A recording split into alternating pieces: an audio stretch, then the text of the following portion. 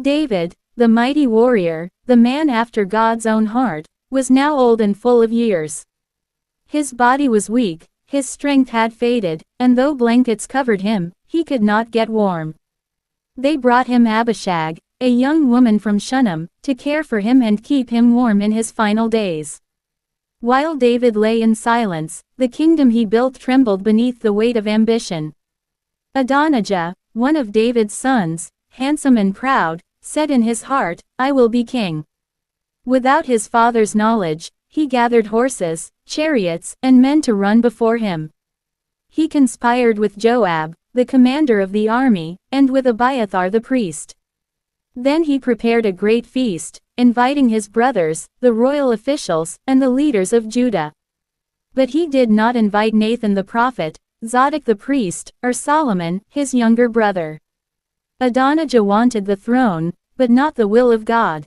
When Nathan heard of this rebellion, he quickly went to Bathsheba, Solomon's mother. He said, "Have you not heard that Adonijah has made himself king, and our Lord David knows nothing about it?" He urged her to act fast, lest she and her son be destroyed. Bathsheba entered David's chamber and reminded him of his oath. "My lord, you swore that Solomon would reign after you." Nathan followed her in and confirmed the rebellion. Then the old king gathered his last strength and gave a royal command. "Take Solomon, my son, place him on my mule, anoint him king at Gihon, and blow the trumpet saying, 'Long live King Solomon.'" The people rejoiced so loudly that the earth seemed to shake with their celebration. And when the sound reached Adonijah's feast, fear filled every heart. The music stopped, the laughter ended, and every guest quietly slipped away. Adonijah's dream of power fell apart in a moment. Terrified, Adonijah ran to the altar and clung to its horns, crying for mercy. Solomon spared him, saying, "If he proves himself worthy, not a hair of his head shall fall. But if wickedness is found in him, he shall die." And for a time, there was peace. But David's days were numbered.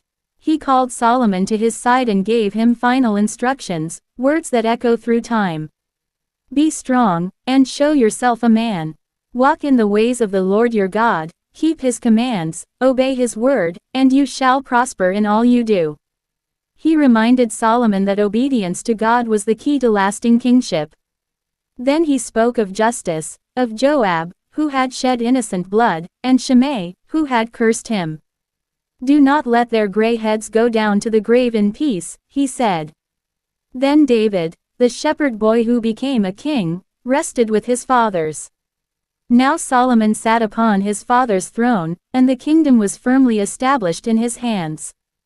But soon, Adonijah returned, asking for Abishag, the young woman who had cared for David. It seemed an innocent request, but Solomon saw through it. He knew that to ask for the king's woman was to reach for the king's throne. And so, Solomon ordered Adonijah's death. Joab fled to the altar, but his past caught up with him, and he too was slain. Shimei was shown mercy under strict conditions, but when he broke them, his end also came. Thus, Solomon's rule was secured through wisdom, justice, and divine order. From this story, we learn timeless truths. Ambition without divine direction leads to destruction.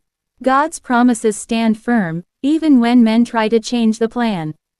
Leadership demands both mercy and justice. Preparation in private determines position in public. And true strength, true kingship, is found in obedience to God. The reign of David ended, and the reign of Solomon began. A new dawn in Israel's history. A season of wisdom, of wealth, and of worship. But even the wisest of kings would soon learn that every throne is only as strong as the heart that sits upon it. Like and share this video and don't forget to subscribe to this channel for more Bible stories brought to life.